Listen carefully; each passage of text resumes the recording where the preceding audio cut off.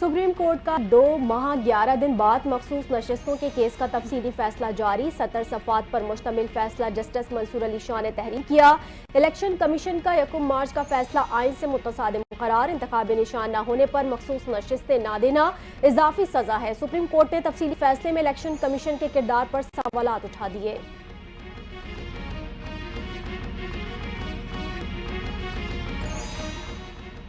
مخصوص نشستوں پر supreme court کی وضاحت کے معاملے میں الیکشن کمیشن کا اجلاس بے نتیجہ ختم الیکشن کمیشن سپریم کورٹ کے فیصلے پر عمل درآمد کا فیصلہ نہ کر سکا اجلاس میں الیکشن کمیشن کے ارکان حکام اور قانونی ٹیم شریک قانونی ماہرین سے مزید مشاورت جاری رکھنے کا فیصلہ الیکشن کمیشن کا اجلاس کل دوبارہ طلب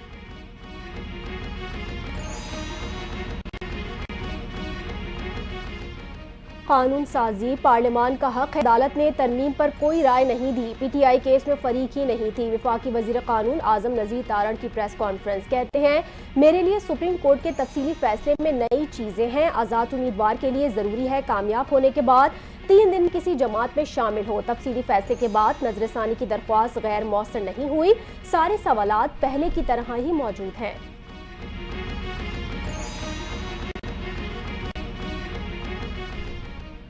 لیفٹیننٹ جنرل عاصم ملک کو D G I S I تعینات کر دیا گیا لیفٹیننٹ جنرل عاصم ملک اس وقت جی ایچ کیو میں ایڈ جوائنٹ جنرل کے فرائض انجام دے رہے ہیں لیفٹیننٹ جنرل عاصم ملک اپنے کورس میں اعزاز شمشیر بھی حاصل کر چکے لیفٹیننٹ جنرل عاصم اس سے پہلے بلوچستان میں انفینٹری ڈویژن وزیرستان میں انفینٹری بریگیڈ کمانڈ کر چکے اور chief instructor N D U اور instructor command and staff college Quetta بھی تعینات رہ چکے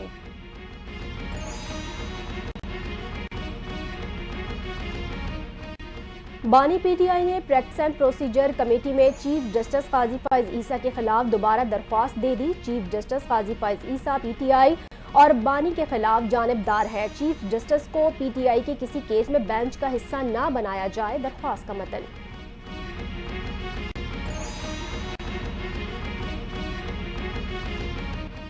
پریکٹس اینڈ پروسیجر آرڈیننس کے خلاف درخواست سماعت کے لیے مقرر لاہور ہائی کورٹ نے متعلقہ بینچ نہ ہونے کا اعتراض ختم کر دیا درخواست گزار نے کہا کہ صدارتی آرڈیننس بدنیتی پر مبنی ہے سپریم کورٹ کے اختیارات کو کم یا زیادہ نہیں کیا جا سکتا عدالت پٹیشن کے حتمی فیصلے تک صدارتی آرڈیننس پر عمل درآمد روکنے کا حکم جاری کرے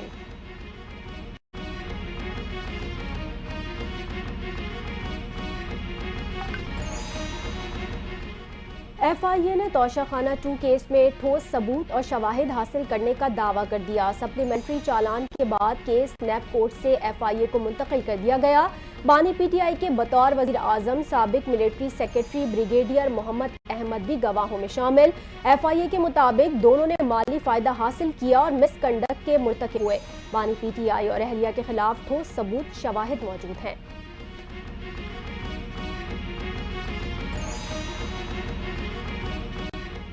پاکستان نومبر کو میوالی میں جلسہ کرنے کا اعلان کر دیا این او سی حاصل کرنے کے لیے درخواست دے دی جلسہ ہاکی اسٹیڈیم میں منعقد کیا جائے گا پی ٹی آئی رہنما عمیر نیازی نے یہ بھی بتا دیا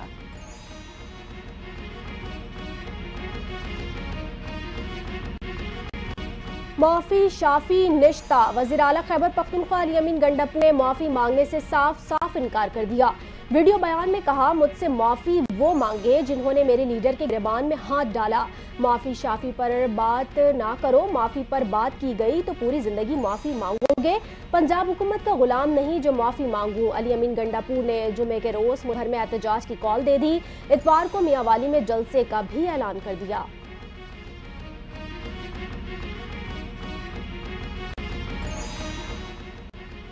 صوبائی وزیر اطلاعات پنجاب اسما بخاری نے سوشل میڈیا کے غلط استعمال پر کارروائی کا مطالبہ کر دیا لاہور ہائی کورٹ کے باہر میڈیا سے گفتگو میں اسما بخاری نے کہا لندن میں میری اجازت کے بغیر میری تصاویر لی گئیں جو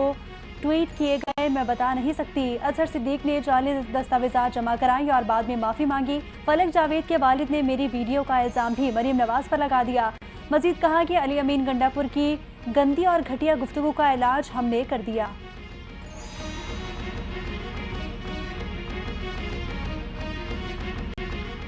محکمہ اطلاعات سندھ میں اربوں روپے کی کرپشن کے خلاف ریفرنس کی سماعت عدالت نے شرجیل انعام میمن اور دیگر کے خلاف ریفرنس میں اہم فیصلہ سنا دیا عدالت نے ریفرنس کو واپس بھیجنے کا حکم دے دیا ریفرنس نیب کے دائرہ اختیار میں نہیں آتا اس لیے واپس بھیجا جاتا ہے۔ عدالت نے سماعت کے دوران فیصلہ سناتے ہوئے نمٹا دیا۔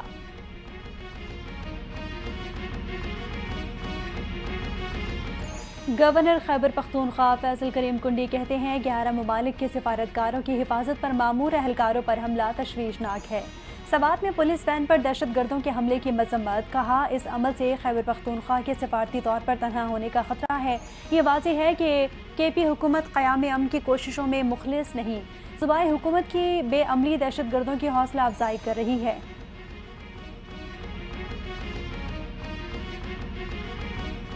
جلسوں کے لیے میدان بھرنے کے بجائے عوام کی معاشی حالت بہتر بنانے کی ضرورت ہے۔ جلسے 2028 میں کریں گے، ابھی عوام سے کیے وعدے پورے کرنے کے لیے محنت کرنے کا وقت ہے۔ وزیراعظم شہباز شریف کا ملک کی سیاسی و معاشی صورتحال پر لندن سے بیان، کہا انتشاری سیاست مسترد کر کے عوام نے معاشی پالیسیز میں بہتری کو ترجیح دی ہے۔ عوام مہنگائی میں کمی، اپنے مسائل کا حل اور معاشی بہتری چاہتے ہیں۔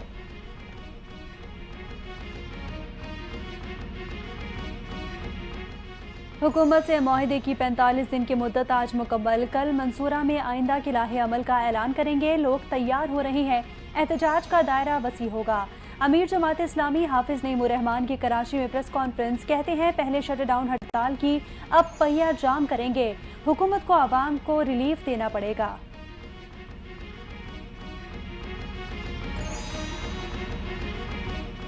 وفاقی بجلی کے نرخوں میں کمی کے لیے پلان تیار کر لیا، سسٹم کے نقائص دور کرنے سے 71 پیسے فی یونٹ ٹیرف کم ہوگا۔ تھر کوئلے پر منتقلی سے بجلی کا نرخ 2 روپے فی یونٹ کم ہوگا۔ بجلی سستی کرنے کے لیے حکومت کی آئی پی پی سے بھی بات چیت جاری۔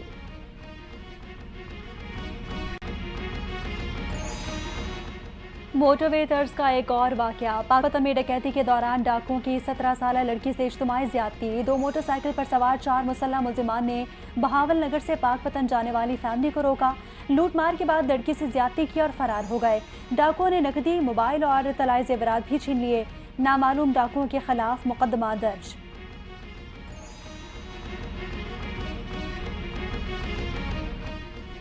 کراچی کی مقامی عدالت میں کارساز حادثہ کیس میں ملزمہ نتاشا کی ویڈیو لنک کے ذریعے حاضری، عدالت نے تفتیشی افسر کو آئندہ سماعت تک چالان پیش کرنے کی مہلت دے دی۔ تفتیشی افسر کا کہنا تھا کہ شدید بیماری کے باعث حتمی چالان مکمل نہیں کیا جا سکا، 14 دن کی مہلت دی جائے، کیس کی مزید سماعت 28 ستمبر تک ملتوی۔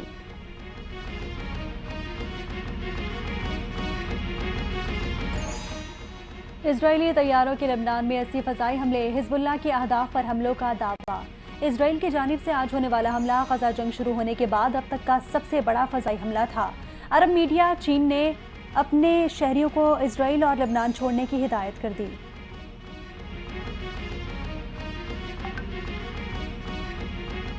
بانی کی تعریف یہودی میڈیا نے کی تو ان سے پوچھیں، بانی وضاحت کیوں دے؟ مشیر اطلاعات خیبر پختونخوا بیرسٹر محمد علی سیف کا اسرائیلی اخبار یروشلم پوسٹ میں شائع مضمون پر رد عمل، کہتے ہیں حکومت لاہور کے کامیاب جلسے سے توجہ ہٹانے کے لیے دور دور سے مواد ڈھونڈ کر لا رہی ہے۔ بانی پی ٹی آئی کا اسرائیل کے بارے میں موقف واضح ہے۔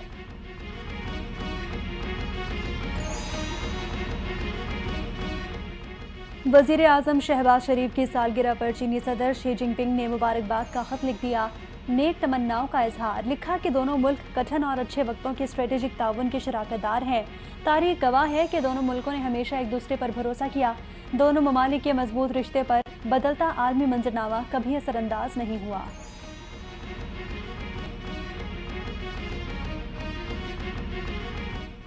سی پیک محض ایک منصوبہ نہیں، 2 قوموں کے لیے امید، ترقی اور خوشحالی کی علامت ہے۔ وزیر اعلیٰ پنجاب مریم نواز کی عوامی جمہوریہ چین کے 75ویں قومی دن کی تقریب سے خطاب، چینی قونصل جنرل جاؤ شیری سے ملاقات، قومی دن پر مبارکباد دی۔ مریم نواز نے کہا چینی قوم نے ترقی کے ساتھ ساتھ دنیا کی طرف دوستی کا ہاتھ بھی بڑھایا، سی پیک پاکستان کے معاشی منظرنامے کو تبدیل کر رہا ہے۔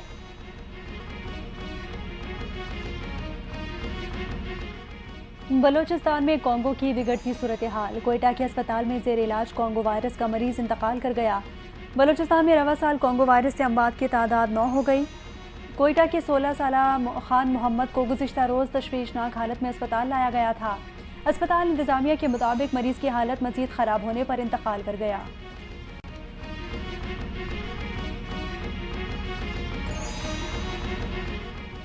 امریکی صدارتی امیدوار ڈونلڈ ٹرمپ نے انتخابات میں شکست کی صورت میں دوبارہ انتخاب نہ لڑنے کا اعلان کر دیا۔ صحافی سے گفتگو میں ڈونلڈ ٹرمپ نے کہا، کمالا ہیرس سے ہار گیا تو یہ میرے آخری انتخابات ہوں گے، لیکن مجھے امید ہے میں کامیاب ہو جاؤں گا۔ ٹرمپ اپنی پارٹی کی جانب سے مسلسل تیسری مرتبہ صدارتی انتخابات میں حصہ لے رہے ہیں۔ ٹرمپ اور کمالا ہیرس میں کانٹے کے مقابلے کی توقع۔